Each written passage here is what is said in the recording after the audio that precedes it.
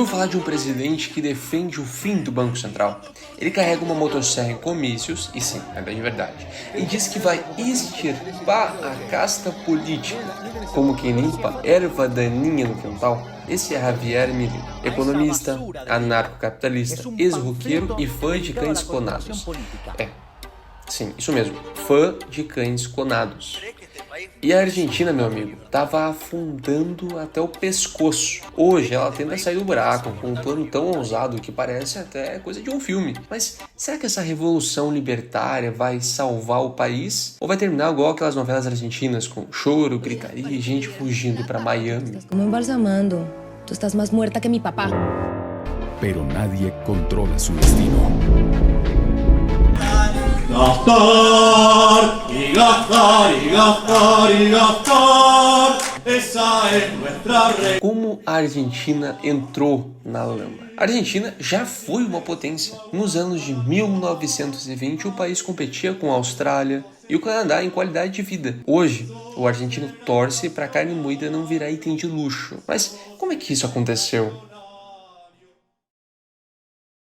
Esse processo é chamado de os 100 anos do declínio argentino e citado como o único exemplo no mundo de um país que passou de desenvolvido a em desenvolvimento. O economista Fausto Sportono disse à BBC News Mundo, o serviço em espanhol da BBC, que o crescimento argentino começou a desacelerar a partir de 1930, quando o país sofreu um duplo golpe: os impactos da crise internacional, devido à quebra da Bolsa de Wall Street, e seu primeiro golpe de Estado militar.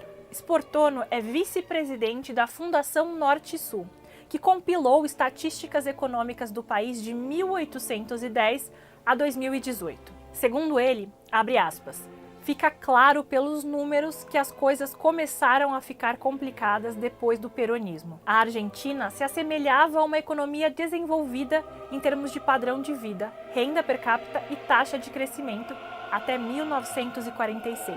Esse foi o ano da chegada ao poder de Juan Domingo Perón. Bem, foram décadas de populismo embalado em papel de presente. Peronismo, kirchnerismo, macrismo e um banco central que fica imprimindo dinheiro. Então, em 2001, veio o Corralito. Tradução. Congelaram contas bancárias e o povo surtou. Foi um tipo de Black Friday, só que ao contrário. Que se mantiene la convertibilidad y la paridad peso-dólar.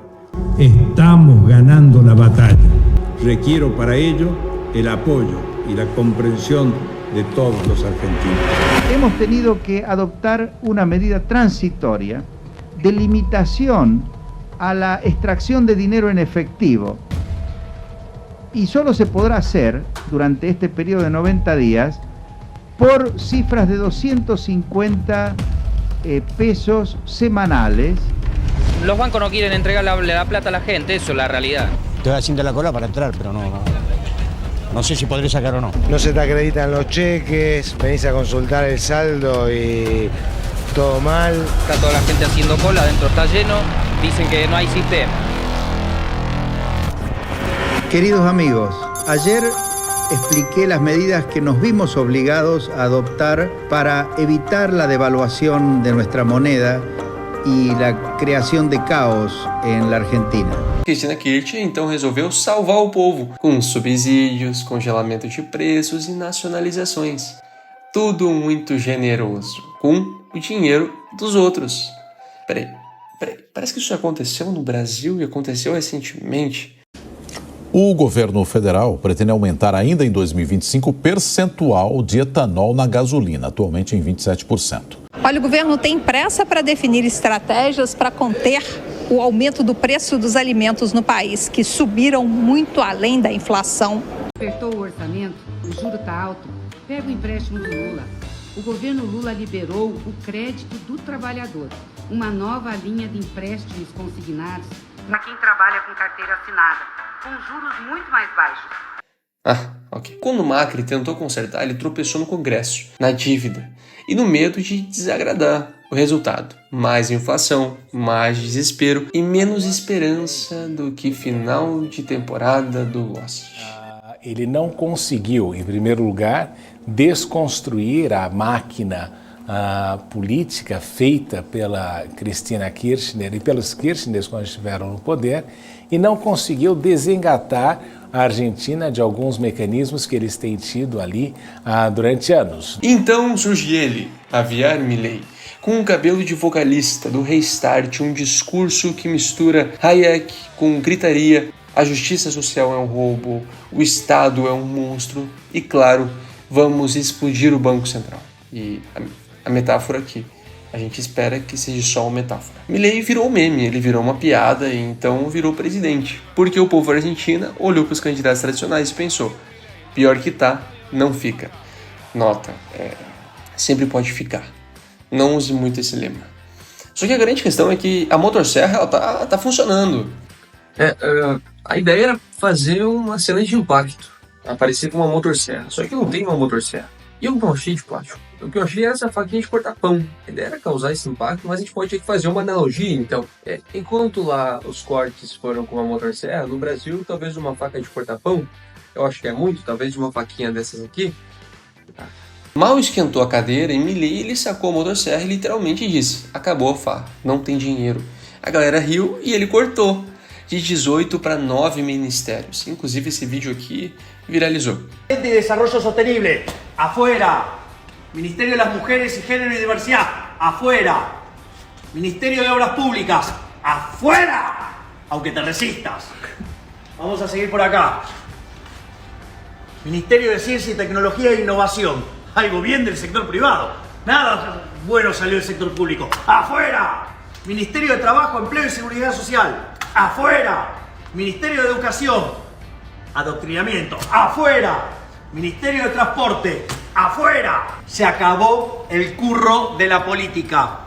¡Viva la libertad, carajo! Foi o fim dos subsídios históricos. Ele congelou contratações, anunciou privatizações em massa, apresentou o famigerado DNU, com 366 mudanças de uma só vez. Sim, ele lançou uma espécie de combo do Street Fighter ali no Congresso e o caos veio. A inflação de curto prazo explodiu. Greves, panelaços, crise alimentar. E Milei, no meio disso, continuava dando entrevistas com frases como melhor um ajuste agora do que um abismo eterno. O povo argentino entendeu o que está em jogo. Pois é. Então, e agora a questão é que tá funcionando. Apesar do caos, os números começaram a balançar para cima. A inflação caiu em março. Antes era 25% em dezembro. Pois é, em dezembro, a gente não está falando de inflação do ano, e sim desse mês. Houve o primeiro superávit fiscal desde 2008 e as reservas do Banco Central aumentaram. E o FMI aprovando e aplaudindo.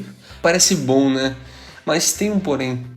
6 em cada 10 crianças vivem na pobreza atualmente na Argentina. E comer carne ainda é um evento de aniversário. As ruas seguem cheias de protestos. E Milei continua a dizer: não somos nós que estamos ajustando, é a realidade que nos ajusta.